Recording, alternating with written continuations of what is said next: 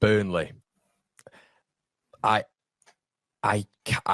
still feel a bit underwhelmed by that. I think it's a bit of a measured rebuild with what they've lost. I think there's a lot of sensible signings in there.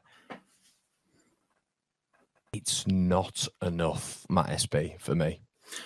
I wonder, because obviously Burnley have gone up and down a few times over the last few years. Are they wary of, the consequence of spending too much and not being therefore as strong when they come back down to the Championship? And it feels like they've been quite careful with their business. I do like some of the signings. I touched on Ugochukwu being one that I thought would do all right this season. Obviously they've re-signed a lot of the players from last season. Jadon Anthony, he's been good so far, of course. You touched on him earlier, got a couple of goals. Dubravka coming in. They got another keeper as well, didn't they? Was it Vase?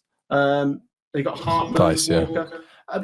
It's reasonable business. It's just not the word I'm going to use is ambitious. It's not quite ambitious. And I think in the middle, I just worry depth-wise. If Cullen was to pick up an injury, what happens in the middle? I don't see enough depth there. But it's sensible business, I suppose you'd say, for a club coming up that was probably expected to go back down. But then, you make the argument, how are they going to break that cycle and stay in the Premier League? Have they got to show more ambition?